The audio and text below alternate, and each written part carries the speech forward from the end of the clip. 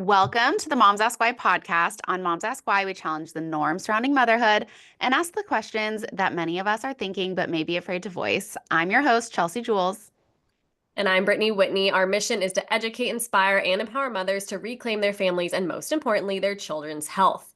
Today, we have Dr. Navaz Habib, a vagus nerve expert specializing in functional medicine, chiropractic care, functional range conditioning, and acupuncture. He is the author of the acclaimed book, Activate Your Vagus Nerve. Thanks so much for joining us today.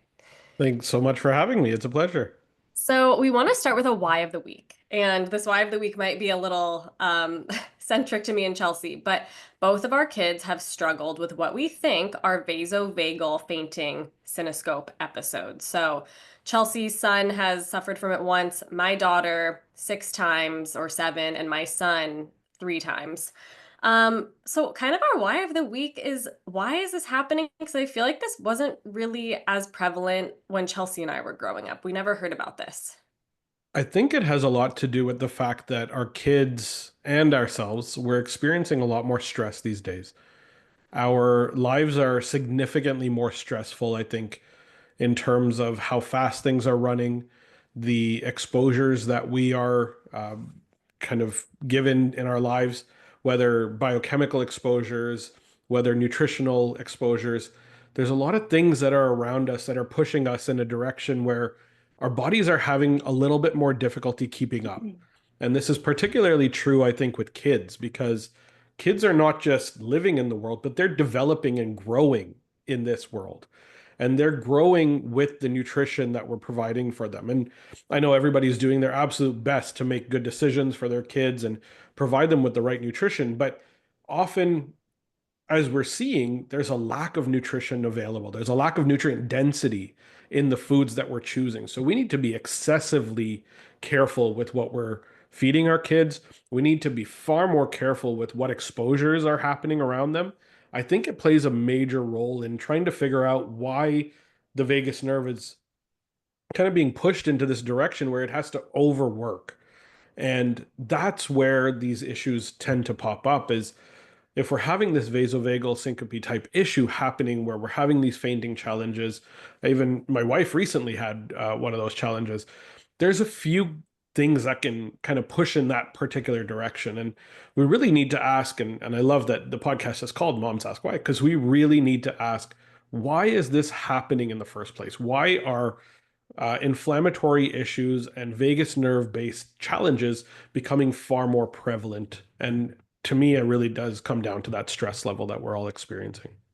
Dr. Habib, can you kind of go into detail for a mom who's like new to all of this? What does that even mean, a Vegas vagal fainting episode? Like, what do the symptoms look like? Maybe some moms, are like, maybe I've seen that, maybe I haven't. Maybe they can pinpoint it from your description. Yeah, absolutely. The vagus nerve is our 10th cranial nerve, and it comes down from the neck to essentially every single organ in our body. And one of those organs in particular is the heart. And the role of the vagus nerve in its signaling to the heart is to actually slow the heart rate down. Now, in certain circumstances, what can happen is the vagus nerve is trying to do certain uh, actions within the body, trying to have a specific signal that it sends. And what it's trying to counter is inflammation in the body. And we'll talk about how that works in a bit. But the effect of that is to push really hard on the brake pedal essentially in the body. And that's what a vasovagal response looks like. So the vagus nerve acts like the brakes in your body to try to slow everything down and put our body into a state where rest, digest, and recovery can actually take place. This is known as the parasympathetic state of the body.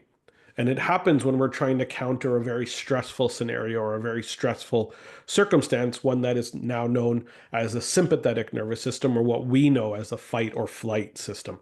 So the fight or flight is kind of the accelerator, pushing the heart rate up, putting us into an inflammatory state, really giving us a kind of push in a certain direction. And then the parasympathetics, the vagus nerve, push the brakes to kind of slow everything down. Now, what can happen is there's instances, just like when you're driving, where you have to slam on the brakes. This can happen in the body. So what we'll often notice is digestion might be a little bit off, that the inflammation levels within someone are kind of popping up. And then symptomatically, what we'll start to see is kind of the face is kind of glazed over. They go into a situation where they can have potentially a full fainting episode, or they just kind of blank for a moment and not sure as to what's going on. And it takes a second to kind of reconnect and reset the body. And it's because the brakes in the body have been pushed so hard. So that's what a vasovagal response is. But we have to ask, what's that response happening to?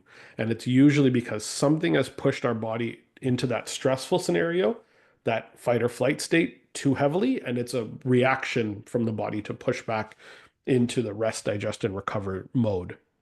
I Yeah. absolutely love the way you just explained that. Like it was so digestible, I think, for people like me that have no clue what's happening. And you described exactly what my son went through. Like, I don't know about you, Britt. Like, were those the same symptoms that your kids had as well? Yes, I will say that both of my kids' lips turn blue. They Mm. get very pale. It was actually interesting this time around. So my son fainted 2 days ago or had an episode. And I asked, "Can you hear me? Can you hear mommy?" And he nodded yes. But when I flipped up his eyelids, his eyes were ping-ponging. So, but it was so interesting that he could hear me. He was just knocked with, excuse my language, but knocked the fuck out. Like was he was out cold like for I would say 20 minutes, and it's really Wow. scary when it happens. And my husband actually, I swear everyone's dropping like flies in my family, but my husband just had a similar thing where he was knocked out for about 40 minutes, and Oh his my was goodness. extreme vasovagal. Like it obviously runs in his family, but yeah, that is basically what you described is what happens. The only thing I would say is that their lips turn blue or purple, but they're still And that's breathing. one of the symptoms that'll pop up when the heart rate drops rapidly, because what's essentially happening is we're not pumping as much blood to all areas of the body. And where it shows up is where the blood flow is very evident, very obvious. Skin and lips and fingertips will often, you'll notice it at the nail beds where you can kind of see that it's red. You'll often see that it'll whiten out pretty significantly. So those are the things that you'll see, but it's because that heart rate has just dropped really rapidly. And so the blood flow has to be shunted into areas specifically meant to keep you alive. Your lips don't need to be kept alive for your lungs to be kept alive, right? We need to make sure that in that type of situation, what your body is literally trying to do is ensure your survival and not worry about the little things that seem trivial in the moment. And that's things like your lips and your fingertips. So, is Wow. this something that we need to be afraid of as moms, or is this kind of like an episode where, like, we know this is going to happen, it's going to pass, or like, should we be rushing our kids to the ER? Should we be calling 911? Because I called 911 with my kid the first time that it happened because it looks really scary. And rightfully so. The first time around, you truly don't know what's happening. And watching it happen on someone that you love, like your child, is very difficult. So the first time around, I would completely agree with you. For sure, call. I wouldn't say it's something that you need to be fearful of, but I want to say that it's something that you should be conscious of and aware of, and trying to figure out what might be triggering it, because each individual is going to have a different trigger. For some people, it can be a food-based trigger. For some people, it can be a major stressor, or even just kind of a psychological experience of feeling unsafe that triggers that experience of safety. What our vagus nerve function really comes down to, and how our vagus nerve functions at its highest, is when we feel safe. And safety is the key driver of vagus nerve function. We have to look at all of the different types of safety, though, because safety is not just psychological, environmental safety, right? There's physical safety. Do I feel physically safe in the space that I'm in? Do I love being in my bedroom? Do I love being in my home? Do I feel safe in my home, physically safe?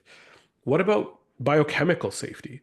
What about something like, am I am, am I feeding my cells the right food, the right nutrients, the right tools to ensure their optimal function? Or are there a bunch of herbicides and pesticides and chemicals in my environment that are causing me to potentially go into a state where my cells feel unsafe? And then on kind of a just kind of daily stress side of things? Do I feel safe handling, I don't know, are there financial challenges or relationship issues? Or, when you're arguing, as every married couple does, is it safe to argue? Do your kids feel safe in that environment? So, looking for all of these potential triggers that could be causing the body to feel unsafe and identify on an individual basis what might be causing it, then you can do your best to change that environment or to minimize exposure to those triggers of a lack of safety. And that will allow the vagus nerve to start working more effectively. And really, that's something that I think we all need to be more conscious of is safety is the driving factor. Yeah. Yeah, that And makes a lot of sense for me, at least, because mine was for my son, it was when he woke up, I had to go wake him up. So it was like he was disoriented. I don't know, Britt, was yours, does that make sense for you with your situation at all? yeah, no, it does. And some of my like most of my daughters were within 15 minutes of waking. So I don't know if it was coming out of that sleep cycle or what. And my son's recent one was at like 3 a.m. He screamed in his sleep. I think he might have had a stomach pain or something happened. And, he just went limp. He was passed out. My husband can't tell you, but I can't tell you, but yeah, and what's interesting is that my husband's mom suffered with vasovagal growing up, and his cousins suffered with vasovagal growing up. So is this also something that can a gene be off? What would that look like when it's hereditary?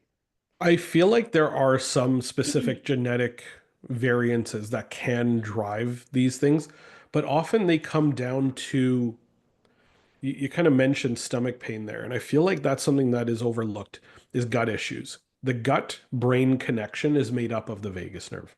And when we have excess issues occurring in the gut, whether it's bacterial overgrowths or dysbiotic bacterial challenges with the microbiome being imbalanced and not having the good guys around enough and too many bad guys, this can trigger this type of response because what it is a biochemical stressor internally, right, within the body. And we have, interestingly, about 70% of our immune cells by volume located in the lining of our gut. So that's the area where the majority of inflammatory and immune activating triggers take place is within the gut. And it's immune activation that pushes out of that feeling of safety. When the immune system becomes hyperactivated is how the vagus nerve needs to be turned on. But if it happens too much, or if it happens in certain hereditary situations where there's too much of this experience, or the threshold just happens to be a bit lower, what we're essentially saying is that a little bit of stress can push somebody overboard rather than it needing to be an excessive stressor that pushes in that direction. So there are some studies showing that there may be a hereditary link. We don't yet know if there's a specific gene. That said, there's multiple other factors that need to be assessed and addressed, and those are environmental factors. And environmental factors, I think, play a much bigger role because you can change your environment. You can't change your genes.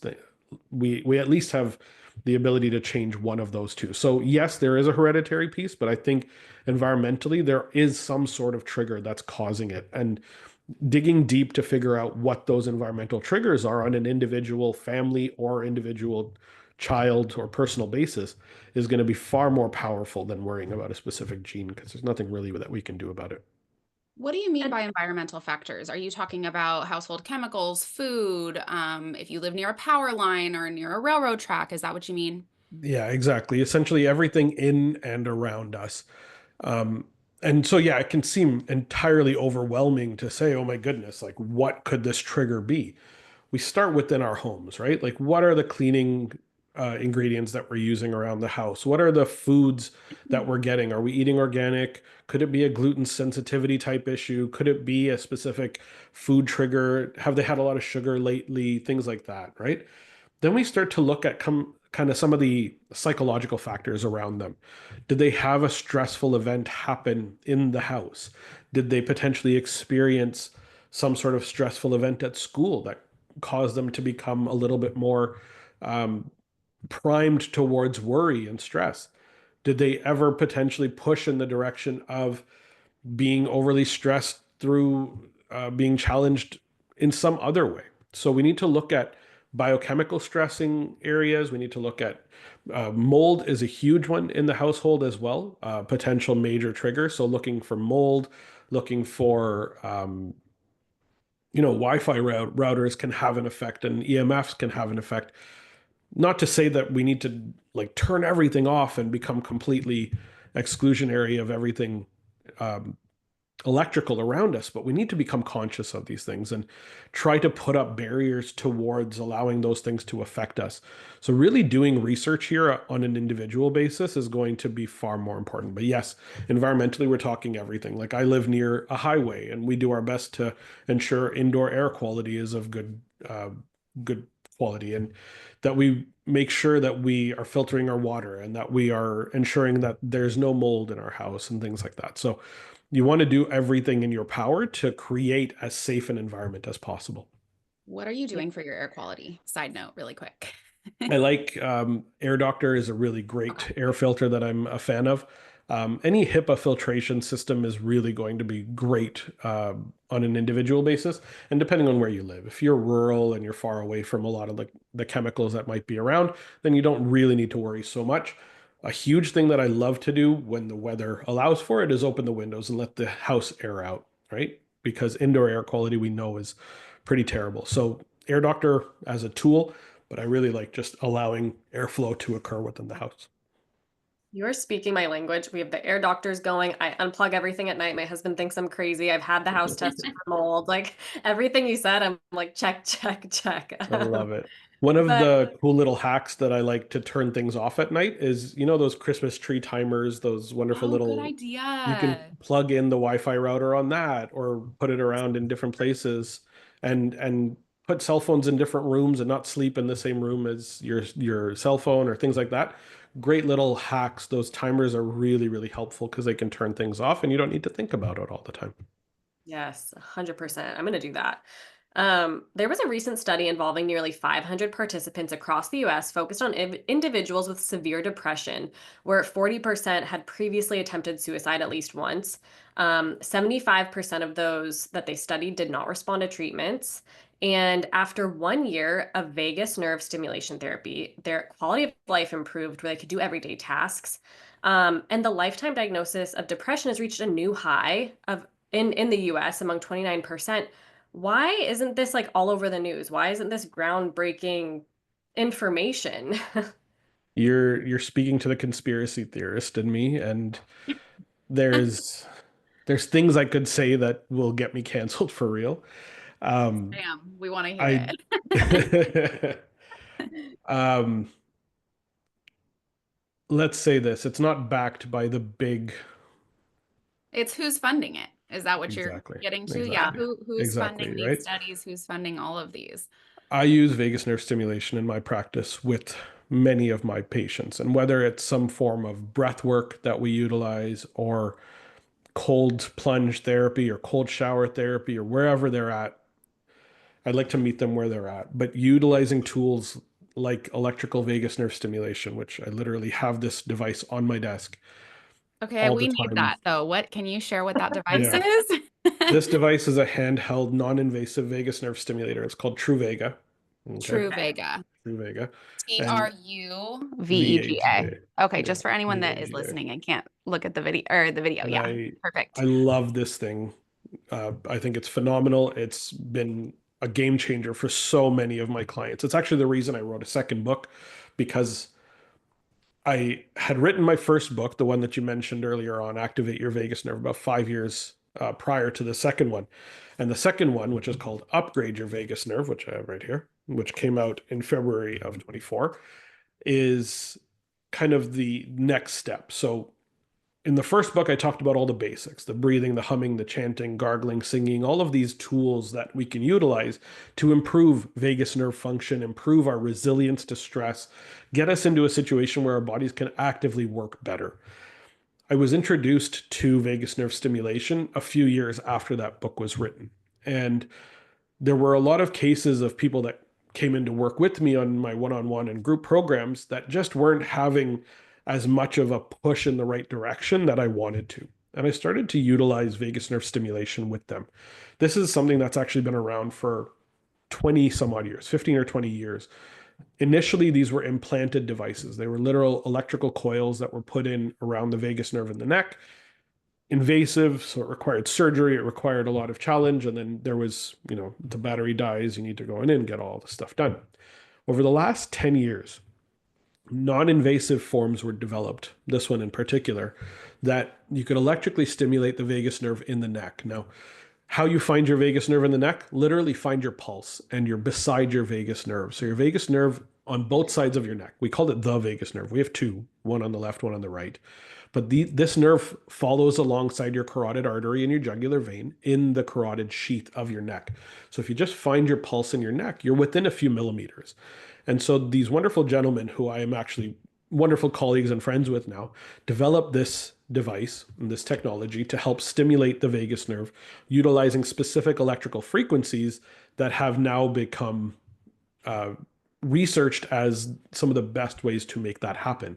And I started working with a lot of clients that had pretty significant challenges, similar to what you noted in the depression study, which, by the way, that depression study, when they added vagus nerve stimulation, the outcomes doubled. Positive outcomes doubled in the vagus nerve stimulation group versus non. So that there was another study that was done over a 5-year period between a group that had um, treatment as usual versus treatment as usual plus vagus nerve stim. And the number of first time remissions, the number of first time responders, and the number of people that were completely out of being in a depressed state doubled when they added vagus nerve stimulation into the care protocol. The reason for this was the vagus nerve is that signaling mechanism between the gut and the brain. 80% of the information on the vagus nerve comes up from the body to the brain. If we're not getting good information to our brain from what's going on in our gut, in our heart, and our liver, and our lungs to our brain, then we're not going to be able to send good information down and control inflammation effectively. So I started implementing this with my clients, and I started to see I had a Parkinson's patient who had a diagnosis of Parkinson's for 13 years.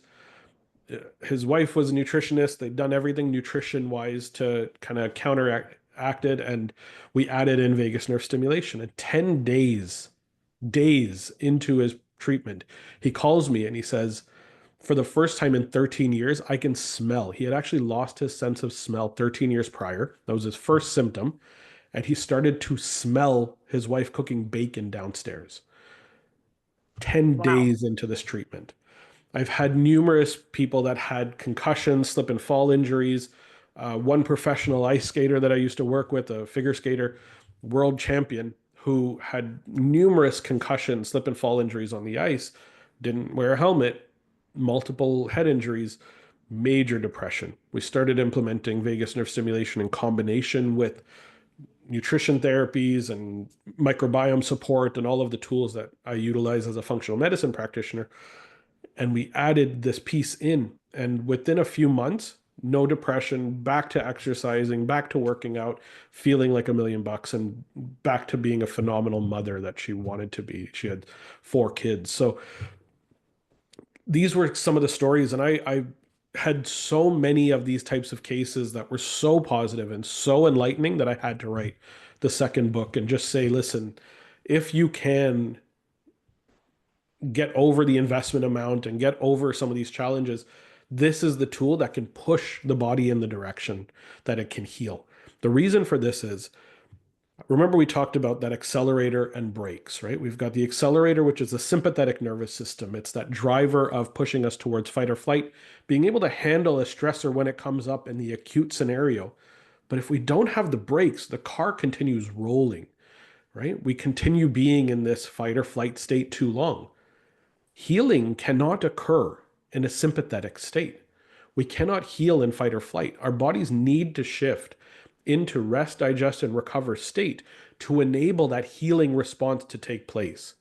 And the signals from the vagus nerve that go down to those immune cells shift us into a state where we can heal, where we can actually allow for the immune system to shift from fighting all of the potential threats to healing the organs that they're within.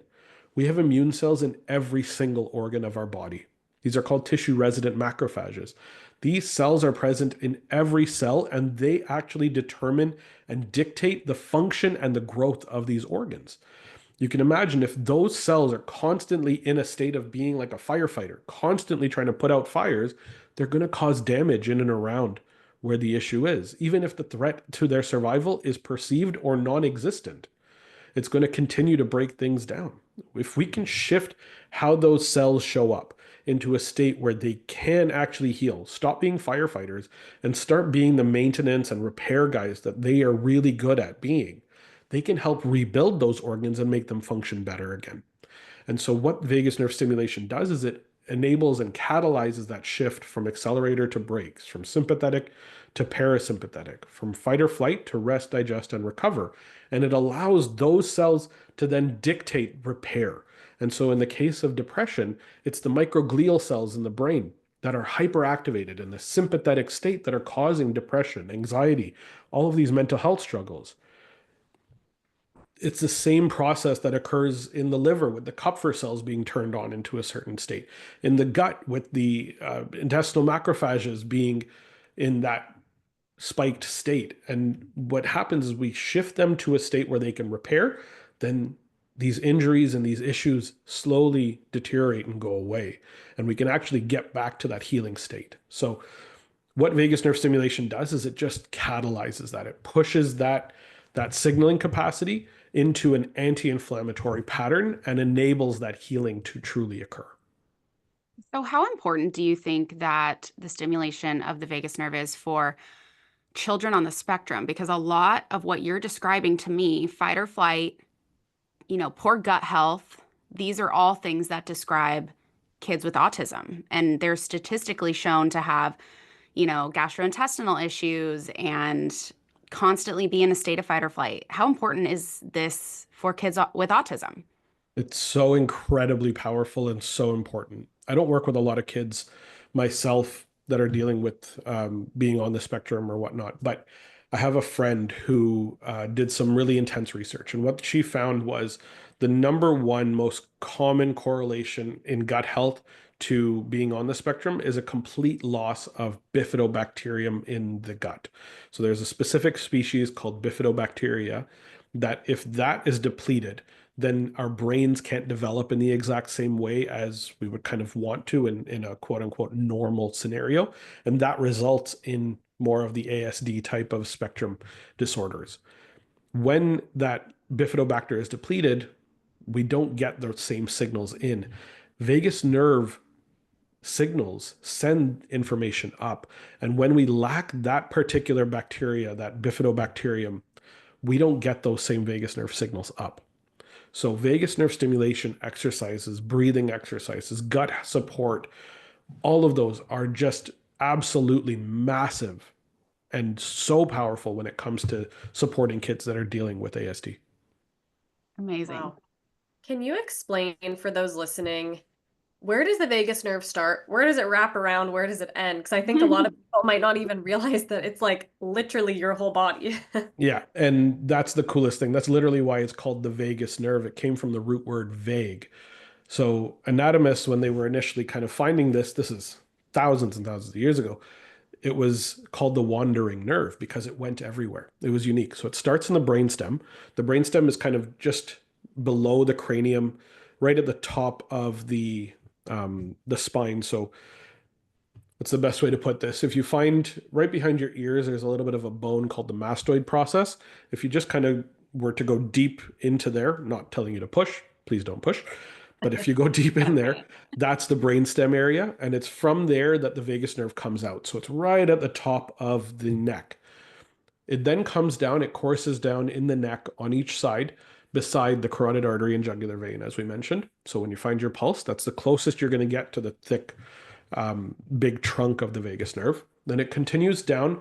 The left and right will come together in the thorax and the chest area. They'll wrap around the esophagus and continue on down around the trachea and go into the lungs on both sides and directly to the heart, where it then slows the heart rate down. In the lungs, it helps support that breath pattern, and the breath pattern is actually how we can improve vagus nerve function. So we'll get to that in a second. But it continues on down the esophagus through the diaphragm. It doesn't innervate the diaphragm, but the diaphragm is very important to vagus nerve health and that breath pattern. We'll get there. Continues down into the abdomen, where it then connects to the stomach, the small intestine, the pancreas, the liver, the gallbladder, the spleen indirectly, but has a very important connection in the spleen, most of the large intestine, and the kidneys. All are innervated Wow. by the vagus nerve. So that's kind of vague when you're looking at it from an anatomist perspective when you didn't have the microscopes and the kind of ability to look at things that we now have. The crazy thing is, we only in the last 20 to 25 years figured out that the vagus nerve's job is to connect to the immune system in all of those cells, and that it is the role of the vagus nerve to lower and control inflammation within the body. That's crazy to think that we didn't know until 20, 25 years ago that that's really what the vagus nerve does. Wow. That is And absolutely insane. yeah. And you mentioned earlier how the gut, people say the gut's the second brain, right? Like it plays such a huge role in everything, up to immune health, everything. Can you explain the connection between vagal tone and digestive health, particularly if someone has like leaky gut or IBS? Yeah.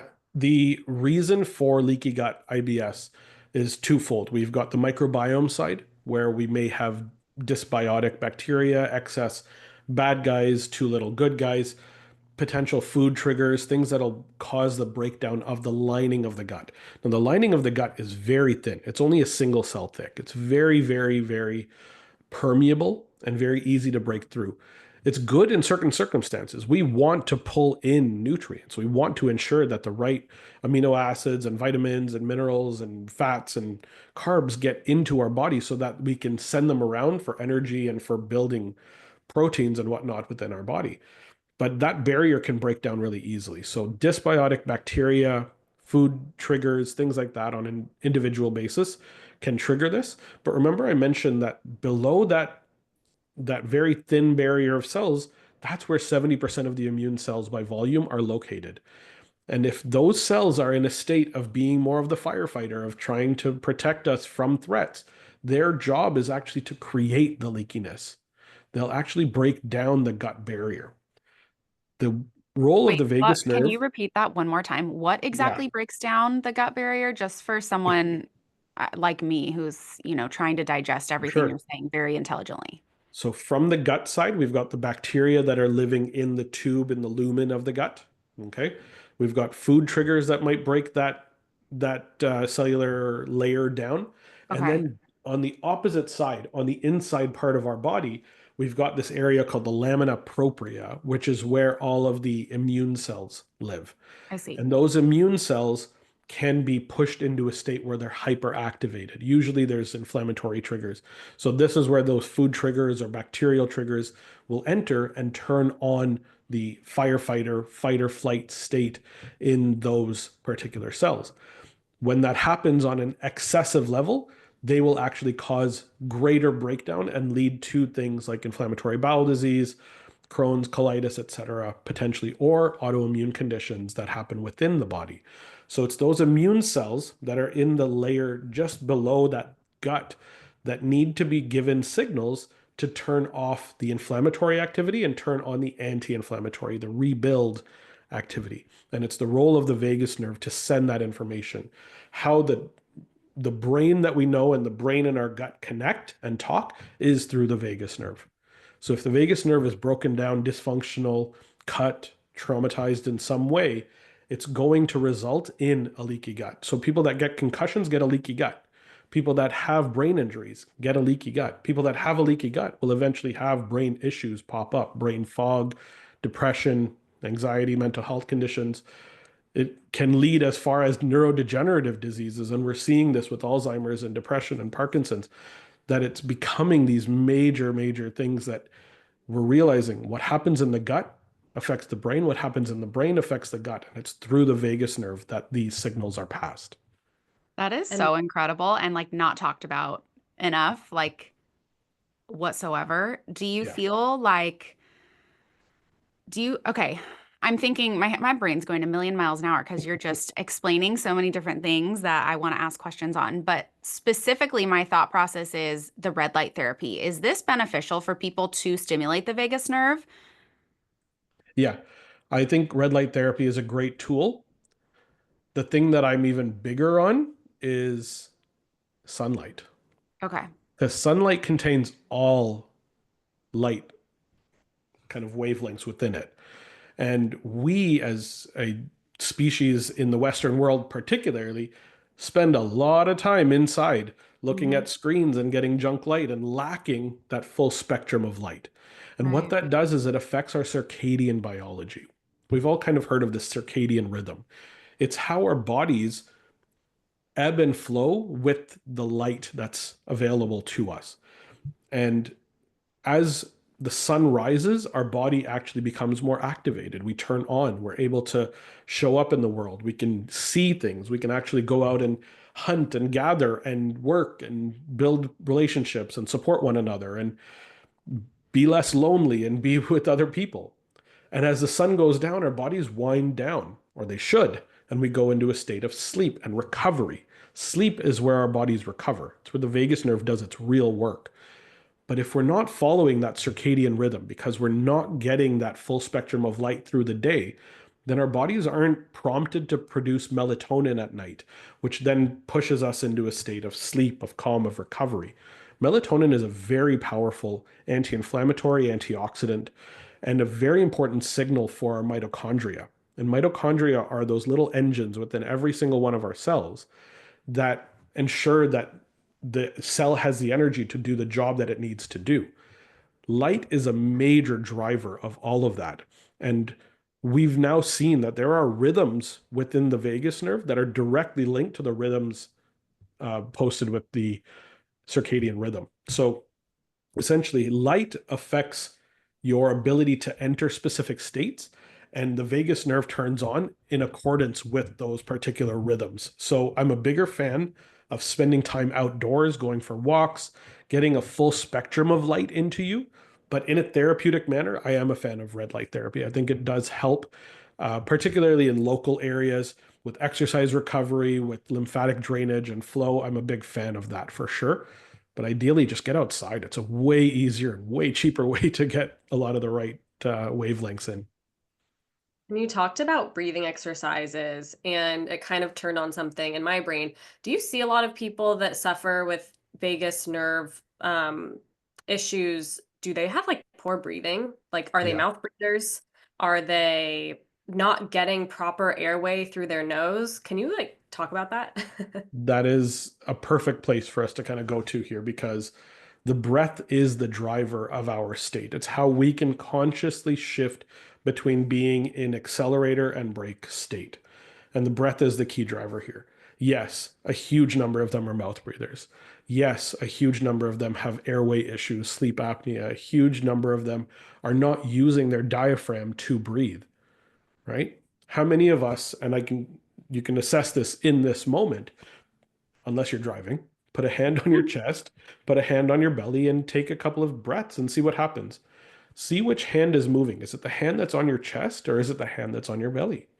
Yeah. When you inhale, it should be the hand that's on your belly that's expanding with your breath. If it's not, you're not using your diaphragm to breathe, particularly at rest.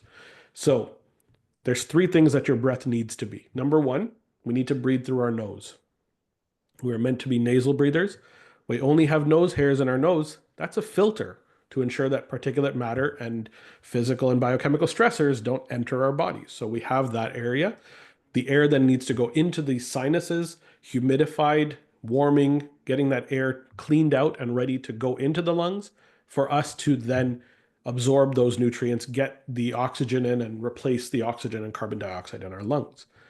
So, number one, breath should be nasal. Number two, breath should be diaphragmatic. We need to be using our diaphragm as the prime driver. The diaphragm is this huge muscle between the chest and the belly. And when we take good diaphragmatic breaths, we're actually creating a vacuum in our lungs to draw air in. So the diaphragm is important for pulling air in, but we often only think of the job of the diaphragm as being involved in that breathing pattern. It's so intimately connected to the lung side, but on the bottom, just underneath the diaphragm, is where all the digestive organs lie. When we breathe with our diaphragm and we create the vacuum above, I actually have this really cool video of this. It creates a massaging motion pattern in the belly below. And that triggers the stomach to start to contract and the intestines to start to contract. And it creates the rhythmic pattern by which peristalsis and food is moved through the gut. And the migrating motor complex of the gut are turned on. So that motion pattern of our diaphragmatic breathing not only is there for the breathing, but it's also very intimately connected to ensuring that gut motility is there and that we have good gut function. So nasal, diaphragmatic, and here's the big hack that we can all use. Inhale to exhale ratio. We need to have longer exhales.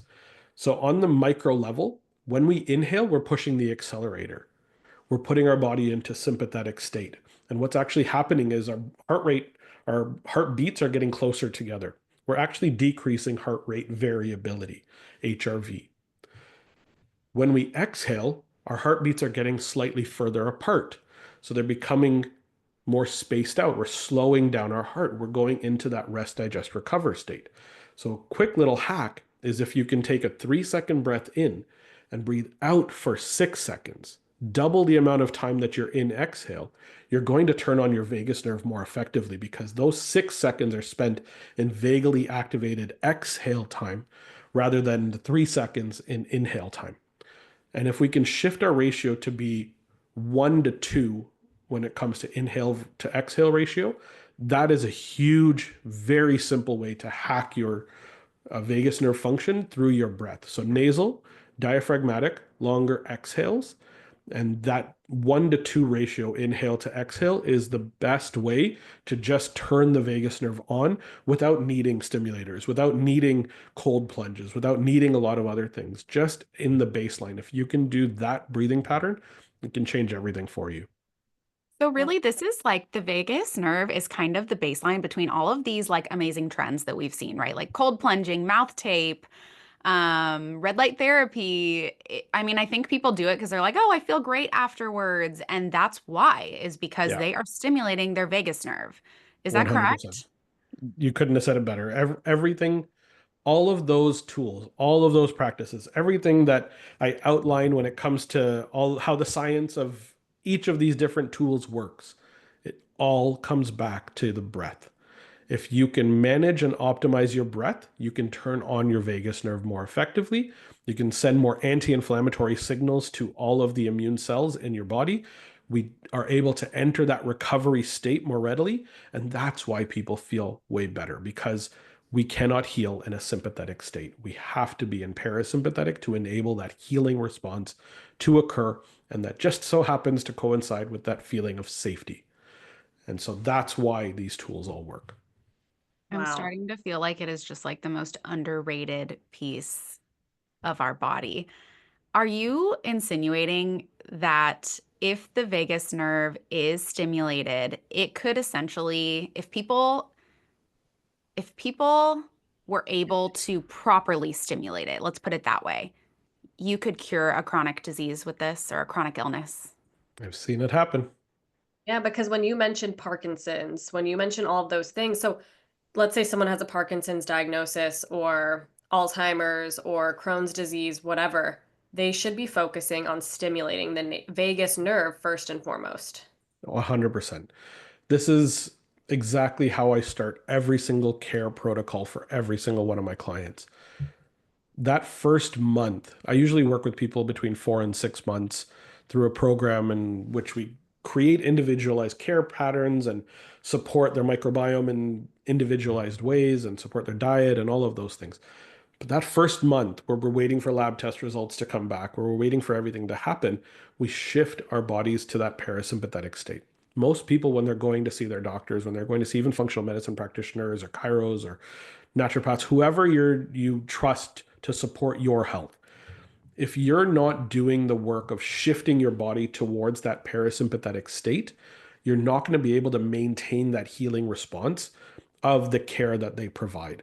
And so that first month, our entire focus is on supporting vagus nerve health, getting you into that state initially, and then maintaining that through the length of the care protocol that we provide, because that's when you can absorb nutrients more effectively through your gut, through supplements or through dietary practices. That's when the tools are actually going to be able to enter and you can utilize them at the cellular level more effectively. So, yes, 100%. Everybody needs to start with a shift to parasympathetic state first, to rest, digest, and recover state first. Wow. This, I could talk to you for hours. I could too. I was just thinking like this has been such an amazing. I feel like it'll help so many moms, right? Like I just Yeah. hope thinking so. about moms that messaged me after I shared online that my son had this episode. Honestly, the only one, Brittany was the one who figured it out for me because her son and daughter had also gone through it. But when I took him to the hospital, nobody really gave me answers. And I had so many moms after asking me, like, what was that? And I was just like, I don't know, but my friend Brittany says that it could be this. And it's just amazing that, like, this, I think this episode will just help so many moms kind of pinpoint that. And not only that, but moms that have kids with chronic illnesses or have kids with autism or ADHD. It seems like this is something that is going to be so crucial for them to look into. It's an across the board starting point for everybody. And so I truly do hope that the message resonates and that people realize that if we can shift our bodies into the state where this nerve is working far more effectively, all of the other therapies and all of the other tools will work more effectively. Your medications will work better. Your supplements will be absorbed better. Your bodies won't need as much support from an external source because your bodies are internally able to enter that state. So that's truly what my hope is. And I'm really happy to have been here with you guys to share this with you. Yeah, thank you. And Chelsea, what you touched on too, like at the hospital, when it happened for my kids the first time, doctors chalk it up to a brief unexplained event. Yep. Moms need to ask why, we need to look deeper. And nothing is just a brief unexplained event, right? Like that's insane that a Yeah. doctor chalks up a child or anyone, an adult fainting, and they're like, whatever. Here's some Xanax. Here's an Yeah. anxiety medication. Like that's what they want to do. You probably It's fainted a because you sad have anxiety. reality. It is a sad reality. And ultimately I don't blame the doctors. I don't think Yeah. they have any malice intent by any means at all. But they've been taught that if there's no explanation, then it must be who knows. But I believe that there's an explanation to everything. And if we can dig deeper and have people that are capable of finding answers to these unexplained issues, we're actually going to be able to support the health of everyone. And that's why I'm here trying to share that most of us are sitting in fight or flight most of the time. And maybe it's time to start shifting our state towards that rest, digest, recover state so less of these issues pop up. I love that. Oh, I have one more Absolutely. question for you to end it. So, when someone comes to you and they're in your practice, how do you, number one, assess their vagal tone? And number two, what markers do you look for to determine improvement? I'm a huge fan of wearable technology because I think it provides empowerment to each individual to say, here's where I am, here's what's going on. And the specific marker that I look at on wearable tech is heart rate variability, HRV. So anybody who's got an Apple Watch, an Aura Ring, a Whoop band, whatever you have, Garmin, Fitbit, they all are able to measure this. And heart rate variability is the best way to tell you whether you're in sympathetic or parasympathetic, accelerator or brakes. The higher your heart rate variability, the more your parasympathetic nervous system, your vagus nerve is working. Don't compare your HRV to other people, but I'm talking about on an individual basis with the same tool that you're using. You do your best to boost your HRV over time, your heart rate variability over time. And that will be the empowerment tool that you need to help put your body into a state where it can recover more readily. That's really the key tool. And then when it comes to assessing and checking where we're at, that's exactly what I like to do. I like wearable tech as that initial starting point and that tracking long term.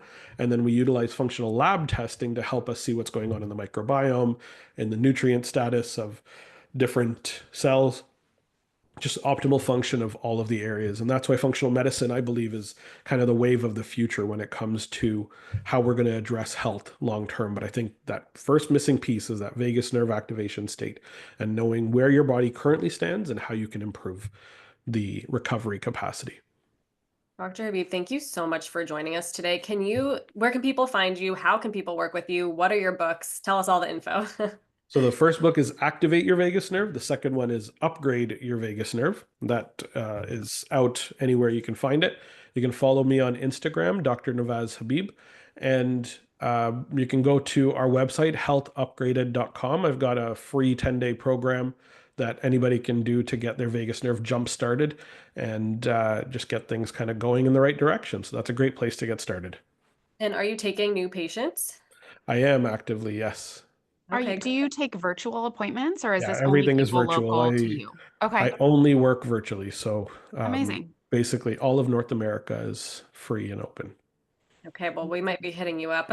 You guys, thank you so much for listening. Check us out and drop your email at www.momsaskwhy.com. Follow us on Instagram and Twitter at Moms Ask Why, TikTok at Moms Ask Why Podcast. And as always, follow, rate, and review Moms Ask Why now on Apple Podcasts, Spotify, or wherever you listen to your podcasts.